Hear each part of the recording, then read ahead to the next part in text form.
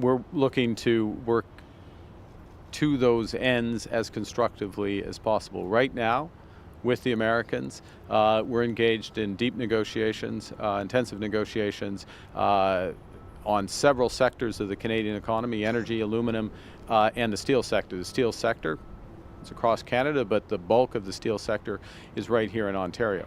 And we want to make progress in those negotiations. But we're also very acutely aware and very focused on the fact that we can make it better. And so we will do everything we can to make it better. There's times to hit back and there's times to talk, and right now is the time to talk. So it finally happened. Prime Minister Mark Carney stood before reporters on Thursday, calm as ever, and said the words nobody expected. We won't retaliate. Yes, even as President Donald Trump doubles down on his tariffs, even as Canadian jobs disappear, and even as pressure builds from premiers and labor unions, Carney is choosing talk over action. And across the country, the question is spreading like wildfire. Has Canada just backed down to Trump? Now, let's unpack this, because what's going on behind the scenes might be far bigger than anyone's telling you. According to Carney, Canada won't be slapping new tariffs on American goods, at least, not yet. Instead, he insists the negotiations with Washington are heading in the right direction. But behind those polite words, sources close to Ottawa say something else entirely.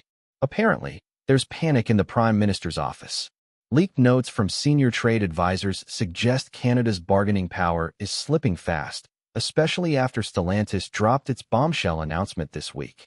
You see, Stellantis, the massive auto giant behind Jeep, Chrysler, and Dodge, decided to shift production of its Jeep Compass from Brampton, Ontario, to Illinois. That's American soil. And according to Carney himself, this was a direct consequence of Trump's trade policies. In plain language, the U.S. is winning this trade war. Even Ontario Premier Doug Ford, usually known for his blunt talk and booming confidence, sounded furious. We're nice. Play nice in the sandbox, he told reporters. I'm sick and tired of sitting and rolling over. We need to fight back. But Carney didn't flinch. He didn't raise his voice. Instead, he said, there's time to hit back and there's time to talk. And right now, it's time to talk. It sounded calm, diplomatic, presidential. But for many Canadians watching, it also sounded like surrender. Now here's where it gets interesting. Several Ottawa insiders claim Carney's real reason for holding back might have little to do with trade and everything to do with politics. According to two unnamed officials in global affairs, Carney's team has been quietly working with Trump's negotiators to secure a side agreement, one that could reopen the long-dead Keystone XL pipeline project. Yes, that's right, Keystone XL. The same project Alberta's Premier Danielle Smith has been lobbying to revive for months. If that's true, Carney's refusal to retaliate could be part of a bigger play, a calculated gamble to trade short-term pain for long-term energy dominance. But the risk? Immense. Because every day Canada stays quiet, more U.S. tariffs hit Canadian steel, aluminum, and auto sectors, driving investors south and workers into unemployment lines. At the center of all this chaos stands U.S. Commerce Secretary Howard Lutnick, known in Washington as Trump's tariff czar. He's made it crystal clear. There will be no removal of auto tariffs. Period. And that's devastating news for Ontario, where thousands of auto jobs are already on the line. Now, combine that with Stellantis walking away from Brampton, and you've got what one labor leader called a slow-motion collapse of Canadian manufacturing. Behind closed doors, Doug Ford is said to be fuming. Sources say he plans to tell Carney, in private, exactly what he told reporters. If Ottawa won't stand up to Trump, then Ontario will. And get this. One insider claims Ford's team has already drafted a provincial tariff plan targeting certain U.S. goods imported directly into Ontario. It's legally murky, but politically explosive. Imagine that.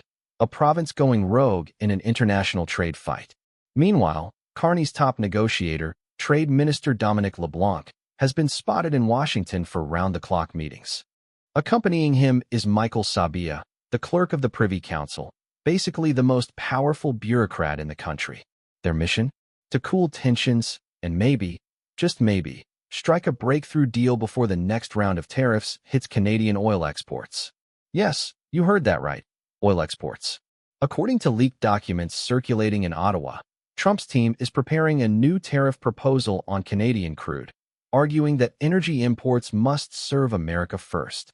If that happens, Alberta could lose billions, and Danielle Smith has already warned that if Ottawa won't defend Alberta's economy, Alberta will. A subtle message? Maybe, but many see it as a warning shot, one that could reignite the flames of Western alienation. Now, back to Stellantis, because the Brampton story might just be the key to this entire puzzle. The automaker said it might still assign another model to Brampton in the future, but only if the outcome of the CUSMA renegotiation, that's the modern NAFTA, favors North American competitiveness. Translation? If Trump gets his way and the deal heavily favors U.S. manufacturing, Brampton could stay empty for years. Carney reportedly spoke directly with Stellantis CEO Antonio Filosa and expressed disappointment. But insiders tell a different story, that Filosa warned him bluntly. Without a new trade deal, there's no business case for Brampton. That conversation reportedly left Carney visibly frustrated, according to a senior staffer who overheard part of the call. Now, here's where the story takes an even stranger turn. Multiple sources in Washington claim Trump personally told his advisors that he likes Carney, calling him a smart guy and someone America can work with. That's rare praise from Trump, who's known for ridiculing most foreign leaders. So what changed? Well, some speculate Carney might have offered quiet concessions on energy exports, perhaps allowing U.S. companies greater control over Canadian refining capacity. If true, that could explain why Trump suddenly went silent on the Keystone issue this week. And it raises the question, is Carney playing chess or just being played? For many Canadians, though, the optics are simple. Trump raises tariffs, jobs vanish, Ford demands action, and Ottawa hesitates. At the same time, Washington insiders are whispering that Trump wants a North American energy pact, a sweeping deal that would tie Canada's energy exports directly to U.S. infrastructure. If Carney is entertaining that, it would mark the biggest shift in Canada-U.S. economic relations since NAFTA itself. But if it fails, Canada could lose not just factories, but economic sovereignty. Still, Carney insists this isn't about weakness. In his words, "We're having intense negotiations. There's a time to hit back and a time to talk."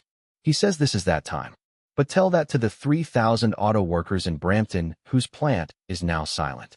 Tell that to the steelworkers watching orders vanish. Tell that to Doug Ford, who's running out of patience and political cover. And with the next round of U.S. tariffs expected in just weeks, the clock is ticking. Will Carney's quiet diplomacy save Canada's industries or bury them? Only time will tell. But one thing's for sure, for the first time in decades, Canadians are watching their leaders not with confidence, but with doubt. Because when your biggest ally turns into your toughest opponent, and your government refuses to fight back, you have to wonder, has Canada already lost the trade war? Or is Mark Carney holding a card no one else sees? Stay tuned, because this story is far from over.